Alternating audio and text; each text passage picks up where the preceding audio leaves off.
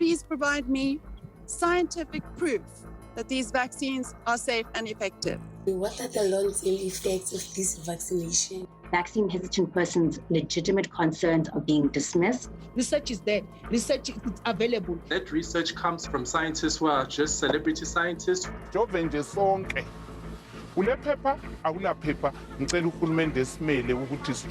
I'm just sitting here wondering, why is the COVID vaccine so political? Welcome to the Big Debate. I'm Redi Tlhabi. Thank you for joining us. COVID-19 has changed our lives forever. Many have tragically lost mothers or fathers, sisters or brothers to the virus. In the coming months, our official death toll is likely to top 100,000. Government has placed its hope in vaccines. And across the world, the number of people getting sick and dying does seem to be falling dramatically amongst those who have received their shots. In Groote Hospital in Cape Town in early September, 99% of people admitted with the virus were unvaccinated, and no vaccinated patients were in ICU or on ventilators. And yet, a great deal of confusion still surrounds the vaccine. Is it safe for everyone? Why can the vaccinated still get COVID? In February, President Ramaphosa said that nobody in South Africa would be forced to take the vaccine. But what will we do if millions continue to refuse to take it and we get ever more deadly waves? Discovery Health recently announced that it will make vaccination compulsory for its staff. Do we have the capacity and the will to vaccinate the most marginalized in our country, such as rural communities or refugees? On this episode of The Big Debate, we are holding a town hall on vaccination. We will answer all your questions on vaccine safety and efficacy. Joining me today are Director General of Health, Nicholas Crisp, Shabir Mahdi, Professor of Vaccinology at Wits, Ron Whelan, Head of Discovery's COVID-19 Task Team. We also have Togo Mcholongo, an activist from the Eastern Cape. I'm also joined by our virtual Big Debate audience from all over South Africa, every province represented today, as well as Sally Gander, a lawyer working with refugees and migrants at the Scalabrini Center. Welcome to all of you. Welcome, welcome, welcome. And to you at home, welcome. You can join the conversation using the hashtag on your screen. This is what we did on the Big Debate. We traveled the length and breadth of South Africa, asking for questions on concerns about vaccines. Let's kick off with these first two questions. My name is Londo Ekele. I would like to know, what are the long-term effects of this vaccination? Hi, my name is Londegile Mtambo. The questionnaire for the panelists is that the symptoms after getting a vaccine, are they fatal? Professor Mahdi, let's start with you. So good day, Redi. So the short answer is that there have been a handful of cases that have likely died because of being vaccinated. Having said that, I think it's important to put it into context. The current best estimates in the region of 1 to 2 per million, and most of those deaths usually transpire within 2 to 3 weeks of vaccination. The chances of dying of a lightning strike in South Africa is 4 in a million. So you're more likely to die by being struck by lightning than actually receiving a COVID-19 vaccine. In fact, with the South African Medical Research Council data, the number of people that have likely died of COVID-19 up until now is in the region of 250,000, which translates into 4,000 per million of the population. The chances of dying from a fatal side effect of the vaccine is in the region of 1 to 2 per million. Do we know how well these vaccines work and how safe they are in the long term? Obviously, the vaccines have been with us for less than 9 months. So it would be irresponsible to say that we know everything about the long-term safety. But that being said, the history of all of the other vaccines is that a majority of side effects transpire within 2 to 3 weeks of vaccination, not even 2 to 3 months, and certainly not 2 to 3 years. It's because of the immune system responding to the vaccine that induces a side effect. And those side effects are very strongly related to the timing of when you receive the vaccine. So it would be highly unlikely that you're going to start seeing side effects only start transpiring 2 to 3 years after someone has been vaccinated, rather than within a 2 to 3 week period. The chances of dying of a motor vehicle accident in South Africa is 200 per million. The chances of being murdered in South Africa is 270 per million. The number of people that have died of COVID in South Africa is in excess of 4,000 per million. the chances of dying of a fatal side effect of the vaccine is less than 4 per million of the population. All right, Nicholas Crift, let me bring you in here. We've heard the stats, we've got the landscape analysis, the message has been reiterated over and over again, but people still have anxiety. Isn't there a failure of communication from your department, the Department of Health, if we still have people at this time asking these questions? One can never communicate the facts enough, and one can never try and persuade people enough. We agree that there's a lot more work to do, but it can't only rest on the shoulders of the health department. Obviously, we package the messages, we get the information, such as you've just heard from Professor Mahdi, from a lot of other people who are working in clinical services and laboratories, but it needs to be made available in workplaces, in churches, in communities, by leaders, by people who are supported and understood. You can't have one message that's easy to interpret for everybody. Health people generally speak in language that is a little bit difficult to understand, with lots of statistics, quite a lot of terminology. We need help from the media, people like yourself, programs such as this, to communicate these facts in plain, simple language that people are able to understand and take the decisions for themselves. T in Soweto has just sent us a tweet. Why would a government that can't create employment, build proper roads, continues to loot funds meant for health and citizens, subject citizens to pit latrines, a government that fails to build hospitals, all of a sudden care about people's lives through vaccines? Nicholas, that's for you. I think we must take the criticisms as government, but as health practitioners, and that's what I am first and foremost as a health practitioner. Medical doctors and other health practitioners are always concerned about their patients. The health department is intensely concerned that people need to be protected. We've just heard the figures.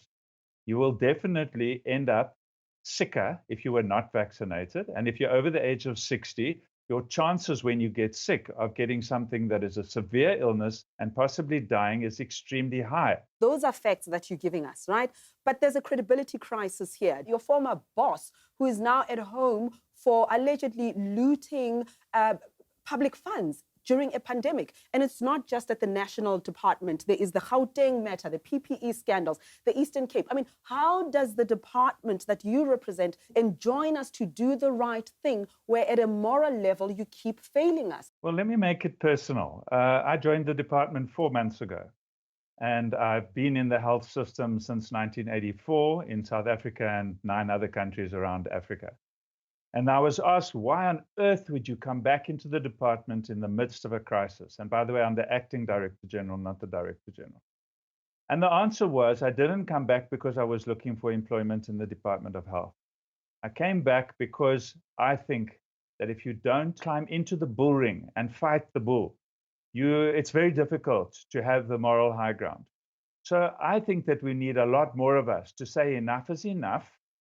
We have seen all this blunder. We can't deny it, but we need many of us to step up to the plate and for people to come back and help clean up what needs to be cleaned up in our department and elsewhere in government. Togo, let me bring you in here. How have these government missteps affected the rollout of the vaccines in your area? This is what I have encountered in terms of the information that I get from communities that I work with, that younger people are believing the fake news that they are interacting with on their cell phones. And so it then causes the hesitancy to go out there and get vaccinated in the kind of numbers that we are requiring in order to cover the ground that government would like to cover.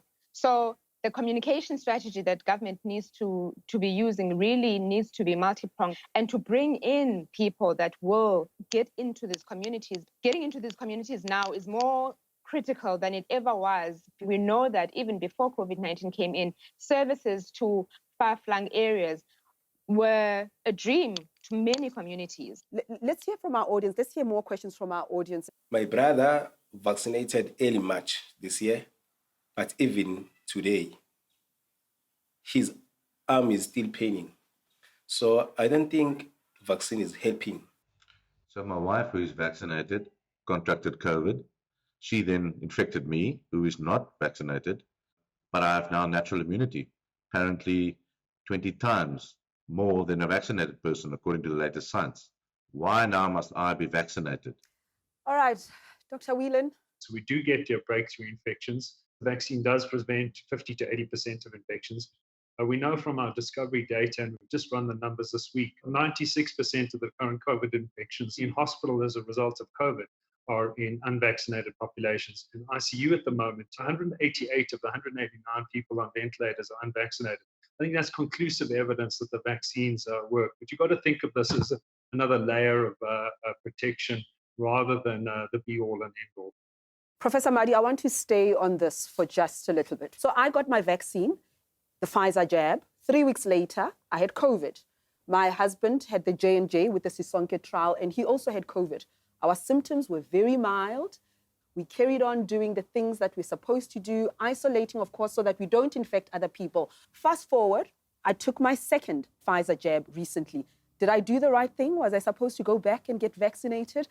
Vaccines do a marvelous job when it comes to protecting against severe disease and death, and probably prevents more than 90% of severe disease and death. For some vaccines, slightly lower, maybe about 70%. When it comes to preventing infection and mild COVID, the effectiveness of the vaccine, especially against the Delta variant, is in a region of about 50%. And more so if you've already received a single dose of vaccine. But when you do develop COVID after having received a vaccine, there's a number of issues. Firstly, you're more likely to develop less severe disease. Secondly, even if you've got a breakthrough case, you're 50% less likely to infect other people. Thirdly, if you've been vaccinated and developed COVID, you're less likely to develop long COVID. The history of vaccines is that they've always been developed to prevent severe disease and death. When it prevents infections, that's a bonus of vaccines. So the gentleman, as an example, asked the question, I've been infected with the virus, so why should I be vaccinated? The truth is that when you are infected with the virus, you actually do develop immunity and protection against severe disease, but much less so in terms of being protected from being reinfected. And the reason for that is that you get a much more predictable and a much more robust immune response in terms of the antibody than is induced by natural infection. So that individual who has been infected, you probably don't need a vaccine to be protected against severe disease. But if you do get a vaccine, you're going to be better protected against being infected with the virus and certainly transmitting that virus onward. Nicholas Crisp, let me come back to you here. There are people who will just never buy this message, but you also don't want to dismiss those who genuinely are in a line of inquiry. They are sincere. We ought to respond to them with empathy and understanding. What do you say? Yeah, absolutely, really. I think that in any community and any environment, you will get people who are the early uptakers who are very excited. The number of emails we get from people or have got over the last few months begging us to bring vaccines to them as quickly as possible, that's on the one side. On the other side, we get a lot of abuse, threatening us, threatening the government, very radical on the one side. And then in the middle, there's this group of people who are confused by the messages they're getting. Part of that group, it seems, are hesitant because it's conflicting messaging. They're not quite sure. They're looking for people that they trust within their communities to give leadership. Then there's another group of people, they know it's necessary, but they're not just getting going because, the government told us that there's lots of vaccine. I'll go later. It's not urgent. A little lazy about it, if you like. Now that group are the group who are going to regret when they end up in hospital. Then within all of these groups, so there's the group that are genuinely worried, but just physically can't get to the vaccinations. And that's the group that we need to get to as the health professionals. Yeah, that is the question. Should COVID vaccines be made mandatory in South Africa, or would that be a violation of our rights? These questions and more when we return.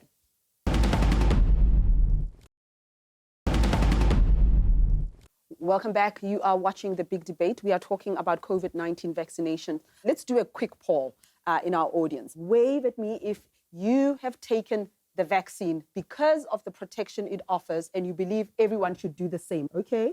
It's not a large section of our audience, it seems. Wave at me again if you are unsure about getting vaccinated or if you think there are good reasons why people are hesitant.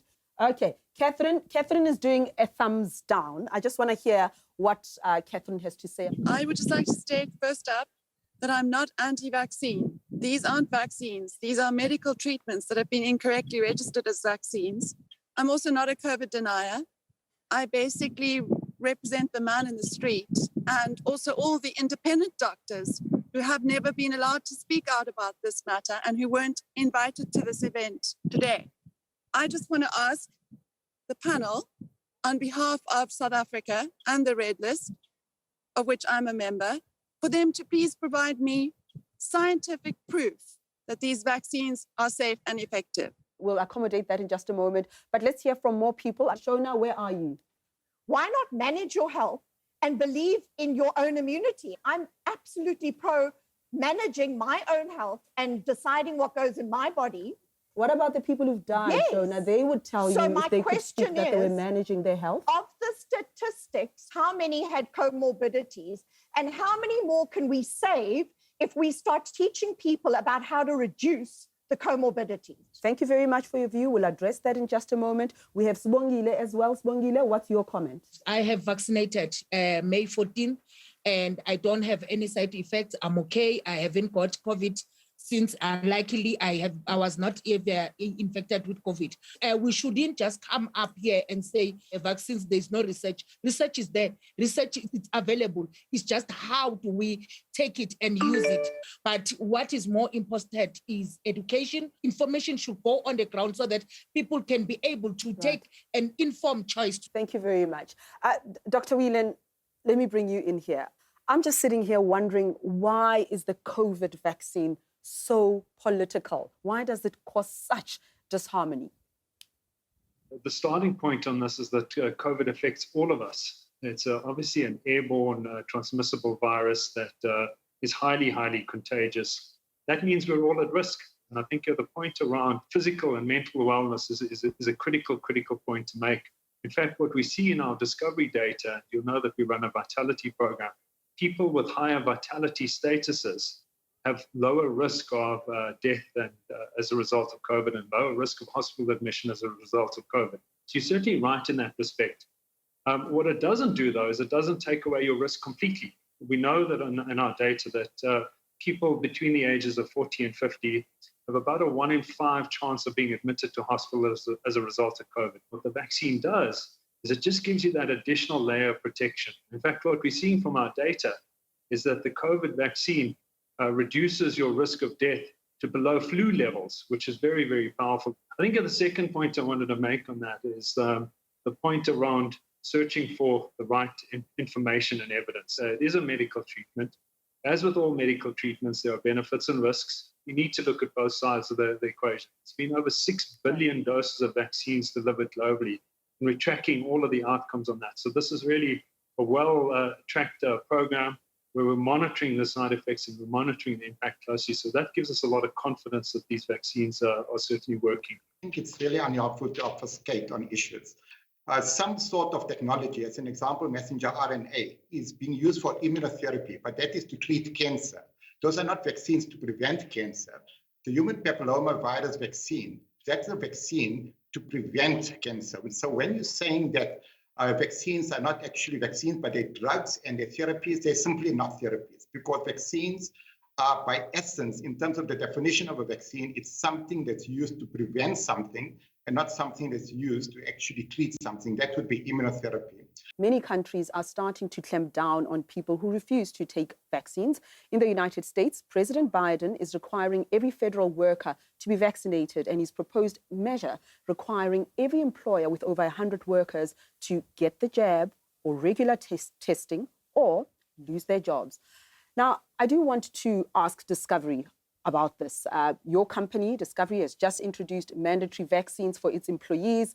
But first, let's take 2 more comments from our audience. Yes, my name is Mposhambi, and I've got a question concerning this vaccine. Why, again, is it that people who are vaccinated seem to also join the bandwagon to want the group that is not vaccinated to be vaccinated? Why the fear if you've got some bit of coverage around you? Why are you concerned about those who are not vaccinated? My name is Sandisiwe.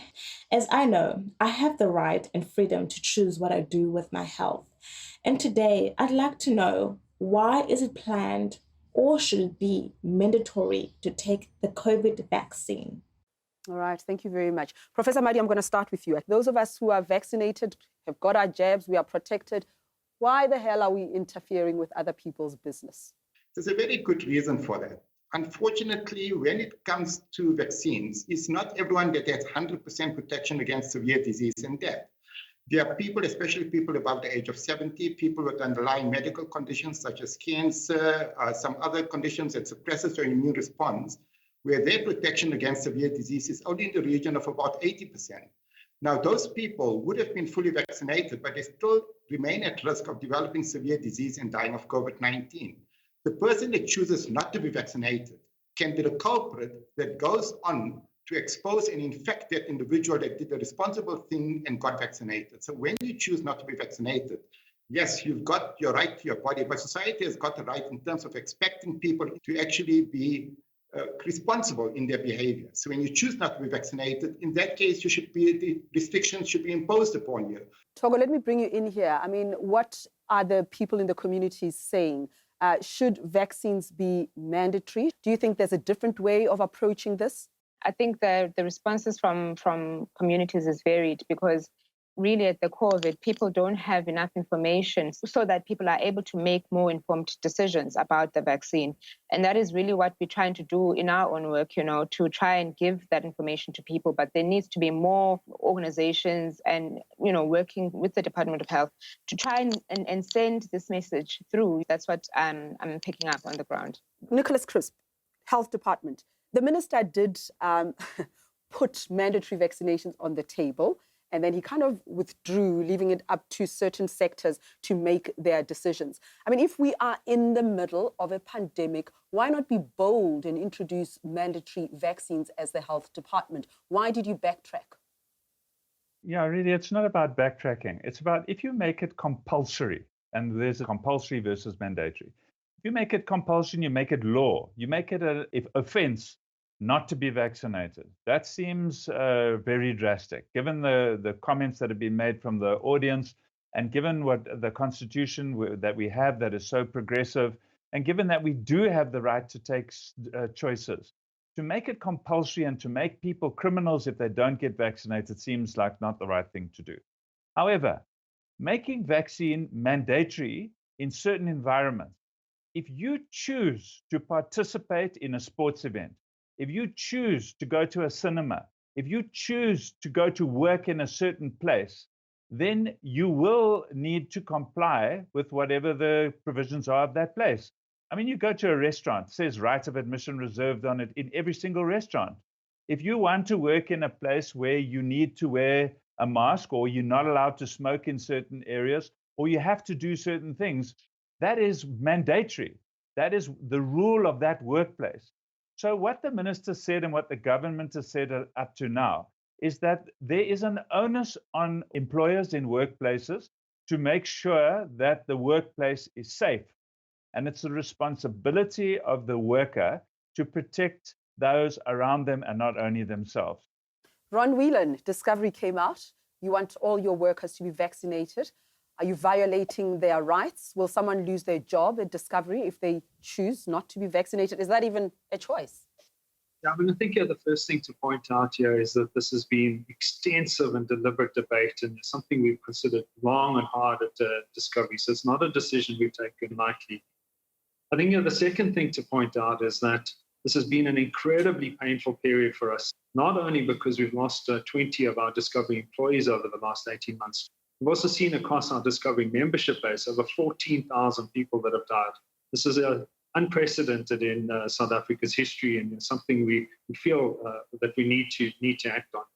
As Nicholas mentions, we also have a legal obligation in terms of the Occupational Health and Safety Act. So the Occupational Health and Safety Act requires us to do everything possible to ensure that our workplace is safe for everyone across our workplace. Something we're going to do cautiously over the next few months or so. It's a question of balancing everyone's rights across our organization, both those people who choose not to be vaccinated and those people who've been vaccinated. It's also a question of protecting the rights of the organization. I think in the context of a public health crisis, it's important to mention that rights are not absolute. If your rights impinge on the rights of others, right, there is ability to constrain those rights. I'm very confident that Discovery employees by the end of the year, will be largely vaccinated. So you're not firing anybody at the moment. That's what I'm hearing you say. Let's just hear what one audience member has to say. Like most South Africans, I do not know what's in the vaccine. Can you name every ingredient in the vaccine? Can you predict the physical effects of each of those ingredients? Can you predict the consequences of combining those ingredients? Have you offered to personally take full responsibility to pay for any harm the vaccine causes? Let me come to you, Nicholas. Do we know what's in the vaccines and who takes responsibility should something go wrong? I think I'm going to defer the actual science to Professor Marty because he's the most qualified to answer on that question, rather concentrate on the other question. And that is who takes responsibility. There is a very clear approach to vaccines throughout the world. And in South Africa, for the past 17 years, we have followed a process on vaccines called adverse events following immunization, or AFI. Any adverse event, not just minor side effects. I'm talking about an adverse event where people think that they may have had harm as a result of being vaccinated. Can be reported, and there are lots of places to report it to, but it all ends up in the same place, and we encourage all healthcare practitioners to notify us of any adverse event at all following immunization. Then there are teams in each province who are responsible for investigating the case file. All of this information ends up at a committee called NICEC. They follow a WHO adopted process so that we get a standard to it where they have to determine causality caused by the vaccine. If they can show that, then we in South Africa now have a no-fault compensation scheme, and the no-fault compensation scheme has a budget from National Treasury where there is a possibility to pay out some compensation if the vaccine was shown to have caused the harm. The compensation aspect of it, we do have that in South Africa. We do have. Professor Marty, on the ingredients, how much time do you have? In fact, we know more about the ingredients of a vaccine and any other biological that is actually authorized for use than we know about the ingredients of a KFC chicken, Coca-Cola, McDonald's burger, more so. But there's something called a package insert, which goes with every vial of vaccine that is distributed. And in fact, you've gone to the internet and you Google Pfizer vaccine, you would get detail right down to the minusculity of the different percentage of the different components of what is in the vaccine. That is a requirement of the regulatory authorities. So we're much more informed about what's in a vaccine than we are informed about what's in a KFC burger or a McDonald's burger. There's complete transparency about what is actually in the vaccine. When we return, we speak to South Africans who actually tried and failed to get vaccinated. Don't go away. Welcome back to the Big Debate. Now, does each and every person in South Africa have access to COVID-19 vaccination? We want to hear from Gogo Dlamini in Yeoville. Here's his story. Okungenza ngingajovi angilamaphepha ipassport yami yalahleka ngahamba ngile khadi lekliniki engiyisebenzisayo bayala ngaye police station ngayathatha i-affidavit bayala bathi hayi bengeke bengisize mina nguzwa kabuhlungu ngoba ngihlezi labantu abajovileyo mina ngingajovanga mina bengicela ukuthi uhulumende abantu abafana lami njengoba nginje abangelamaphepha abajove esisize ukuthi sijove sifane labantu abalamaphepha sijove nje sonke ule phepha akula phepha ngicela uhulumende esimele ukuthi sijove na umbono wami uthi uhulumende wonke umuntu kajove uyafuna o awufuni jova ngoba kudingakala ukuphila wonke umuntu kajove ule phepha awula phepha ulani wonke umuntu kajove kusizana ukuthi abanye jova abanye bengajovi still umkhuhlane uyayalisa phambili wonke umuntu kajove uhulumende kasize alinto wonke umuntu ejovi. That really broke my heart with Gogo Dlamini, really enthusiastic. She wants the jab. There's a problem with documentation. Let's talk to Roshila Nair from Global South Against Xenophobia. Roshila? Hi, Rudy. Sorry, when I switch on my camera, I have problems with my Zoom, if you don't mind. Yes, there is a serious problem of about 25% of the population being undocumented. This includes locals and non-locals. This is according to World Bank figures. Thus far, there is no plan that has been indicated by government about how people without any form of documents will be accommodated. Sally, I want you to come in there as well, Sally Gander, because you work in this area of human rights and rights of migrants, displaced people, and so on. What can you tell us about the situation? I think that there is definitely a problem with information. Is information being provided in all the languages? And I'm not just talking about South Africa's official languages, but the languages of many of the mobile populations that we have in the country. The second thing, and this goes to documentation. Yes, you can access the vaccines if you have a passport, but not a valid immigration document in the country. People are scared though. So yes. I would say that there needs to be clear communication. I would recommend in the form of a directive saying that the information will not be shared, that healthcare workers will not be expected to act as immigration officers. And I think that that's something that is very easy to achieve on both the Department of Health and the Department of Home Affairs' side.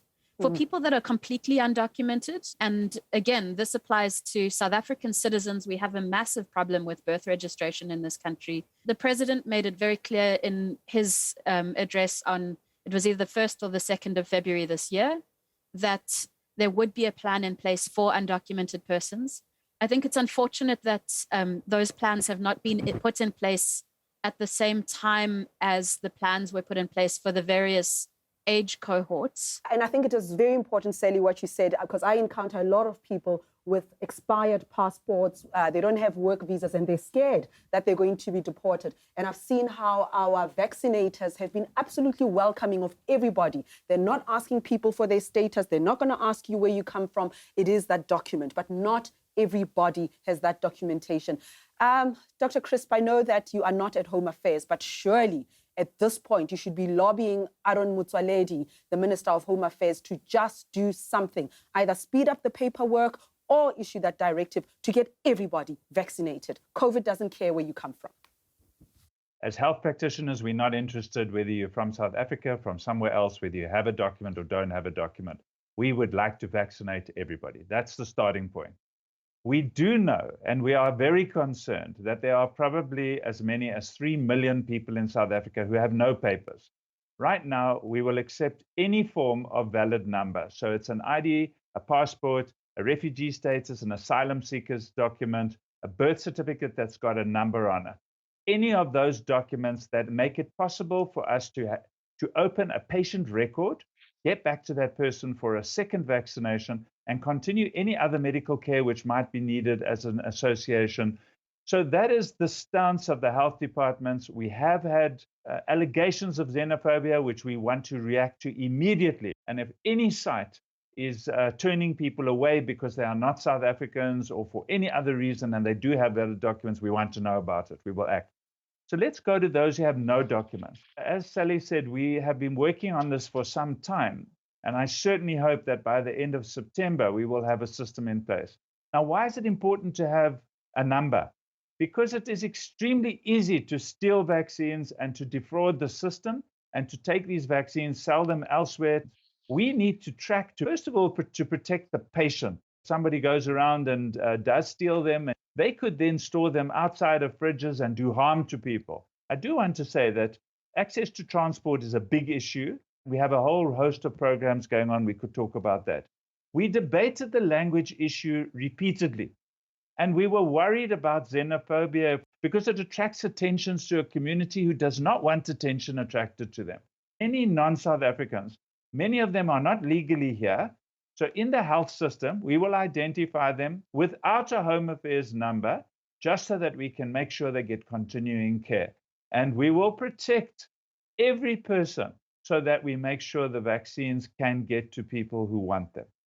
Okay, thank you very much, Dr. Crisp, for that. And we do have a comment from Dr. James. Dr. James, you in the audience. I'm from the People's Health Movement today. So I think that, like, from our position, that there may well be times in which a vaccine mandate is necessary and in fact useful, particularly in protecting vulnerable groupings, such as those accessing healthcare or the prison population. But the real issues, and I think Dr. Crisp has correctly pointed this out, are with regards to access and education. And localized community-based education is something that should really be pushed in companion to any potential mandate. And we find that these small group sessions led by community members are able to answer a lot of these questions that come up and are simply not answerable over social media. Where people are able to raise concerns and have these concerns answered respectfully, and then also giving them the data at an individual level. It's much more manageable and considered much more appropriate and accessible if it's given by local community members. And that's something that I think that should be pushed for on a much wider extent. Thank you very much, Dr. James. Thanks indeed. Kolisi, you also want to say something? I just think the biggest mistake that everyone is making is that they think the vaccination is cure for the pandemic, which is not actually. I think also education and the dissemination of information is actually pivotal. Thank you very much. Thanks indeed. Okay, COVID continues to kill and we are not united about how to defeat it. Can we come up with a single approach and get everyone to buy into it? After the break, we hear more from our audience.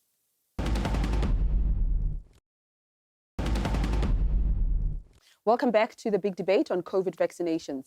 Now, do the maths. We have endured 546 days of mask wearing, hand sanitizing, and social distancing. These measures have been mandatory with no opt-out clause. Is it time to do the same with vaccination? We want to hear from our audience next. Actually, I'm not anti-vaccine, but I'm promoting the question of the indigenous traditional herbs. Traditional practitioners and healers must also be involved in this pandemic that we are in order to address the issues in an African way. Yes, we recognize that the vaccine can be used, but also not to exclude the African ways of doing things. So hence, we are also promoting the issue to use the indigenous traditional medicines. Professor Mahdi, we live in a diverse society. We want inclusion, we want buy-in. What do you say about what Bafana suggested? I think it's important for us to consider any option that has been tried and tested in being able to either prevent or treat COVID-19. In fact, vaccines were first used in the Far East, in India, in China. So vaccines have got a genesis in the East rather than in the Western world. And like I said, any therapeutic that is shown to actually work needs to be used.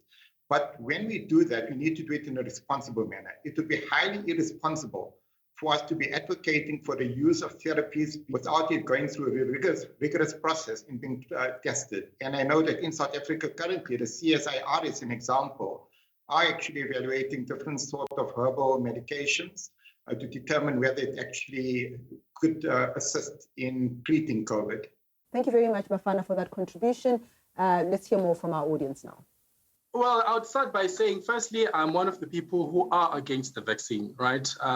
We have people like Togo and Mkolisi who keep referring to such things as research, whilst that research comes from scientists who are just celebrity scientists who work for institutions that are also being funded by the very same manufacturers of the vaccines, right? I always say, if you want to track exactly what is the truth behind anything, just follow the money, where it actually comes from.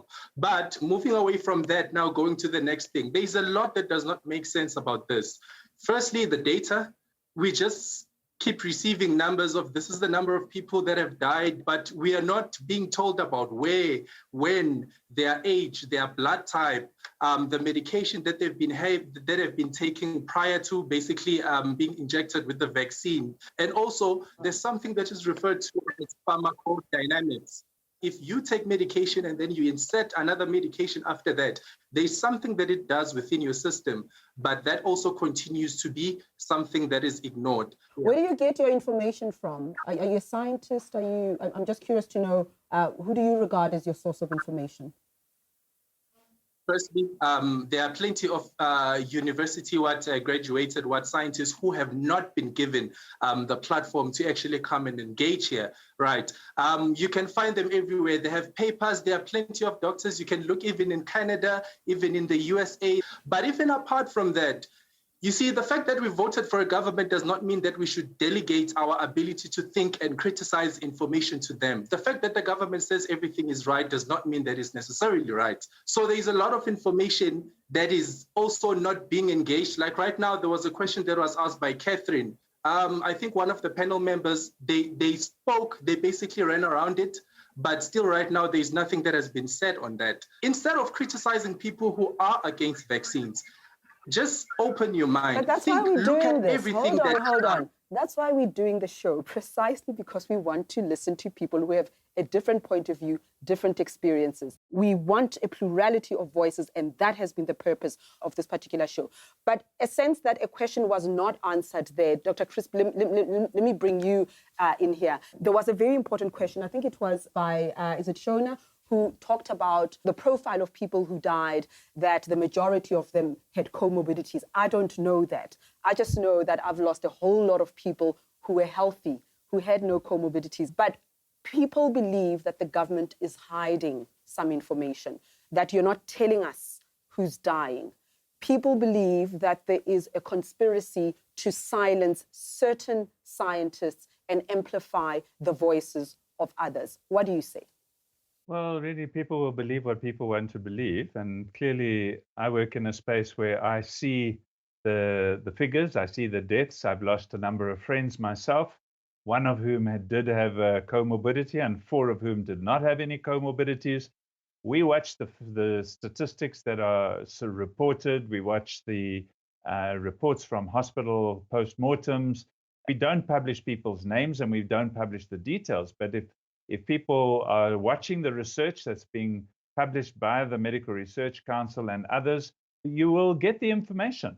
It's not that it's being hidden at all. And in fact, if you want to know what's going on with adverse events and deaths that have been reported from vaccines, you can go to the SAPRA website and you can look it up, because that website is now open to the public and everything that we know is reported there. So there's no attempt to hide or to silence people. There's no ways that we can deny that people are dying in larger numbers, far greater numbers, by not being vaccinated. So we will continue to pursue vaccination, but don't forget to wear your masks, to wash your hands, to keep your distance, and to make sure that you, as much as possible, stay in ventilated spaces, because we know the virus is still circulating. Last few comments from our audience. Vaccine hesitant persons' legitimate concerns are being dismissed, and they actually are being ostracized from society. And I think what the state would do well in doing is to basically devote more of its attention to persuading vaccine hesitant persons by allaying their legitimate concerns. Because imposing mandatory vaccination right now seems more like we're trying to put the cart before the horse. When we return, a last word from our panel. Don't go away.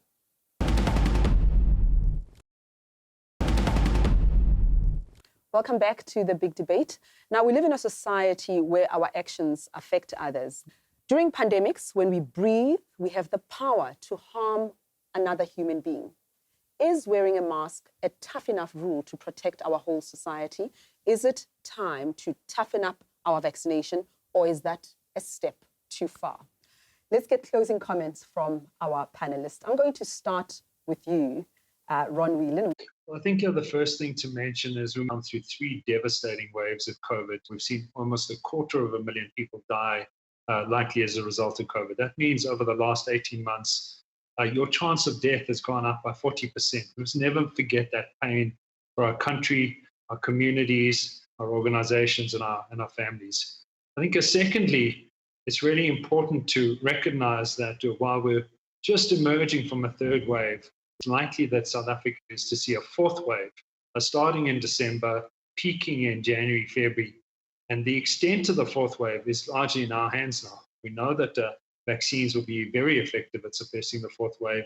And in fact, if we're able to get 60% of our adult population vaccinated, we stand the chance of saving 30,000 of our fellow countrymen and citizens over the next few months. I must say, I've been inspired by the audience today and the panel and the inputs. And my call on the youth of this country is really to stand up now, help us get people vaccinated.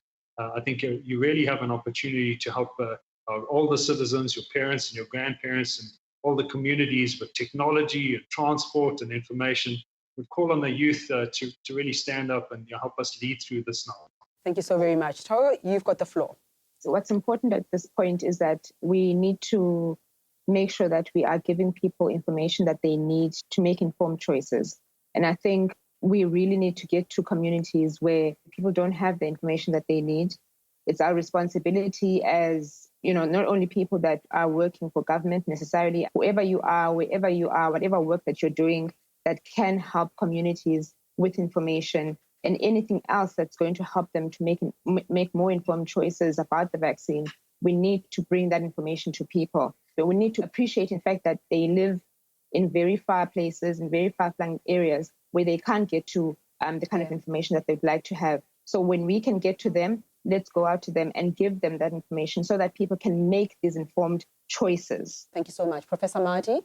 So really, I've been involved in vaccine research for the past 25 years. And over the past 25 years, there's been at least 20 million lives that have been saved because of the vaccines that we have researched. COVID-19 vaccines has no ulterior motive other than to save lives and to get us back to a relatively normal lifestyle. We're going to have a fourth and a fifth and a sixth wave. But the magnitude of the wave and the impact that it has on society is completely within our hands. It's all about ensuring that we can protect people against severe disease and death. COVID-19 vaccines are not going to get rid of the virus by any stretch of the imagination. We should stop believing that we're going to get to herd immunity. By vaccinating 70% of the population or even 100% of the population, we will still not get to herd immunity because these vaccines don't protect 100% against infection, but they protect extremely well against severe disease and death, and that is our focus. Finally, I think it's high time that both the private sector as well as government comes to the fore and makes it mandatory for healthcare workers to be vaccinated. It's about the individual protection. It's about safeguarding our healthcare systems because when healthcare workers do develop COVID, they end up with long COVID, disrupting their ability to perform in healthcare services. It's about protecting their families that are more at risk of developing COVID because healthcare workers are more likely to transmit to their families. And it's also about protecting the patients in our facilities. Thank you so very much. And Dr. Crisp, we'll end with you from the National Department. So I'd like to start by thanking all the health workers for all the amazing things that they've done for the last 18 months. We would like to appeal to everybody. Get the facts, look at the statistics, never mind any comorbidities. If you are over 60 and you are unvaccinated, your chance of becoming a statistic in the next wave is dramatically increased. We as the health authorities will do our best to get vaccines to you and get you to those vaccines, but you need to make yourselves available for that vaccination. Thank you very much to our audience members, to our panelists as well. I mean, most South Africans did pull together to defeat apartheid, even though its ghosts remain. 25 years later, we face another pretty huge challenge. Do we have the vision, the leaders, and the plan to defeat COVID-19? If so, do we need a much more proactive approach to vaccination? You decide. I'm Ridi Tlabi, and thanks for watching The Big Debate.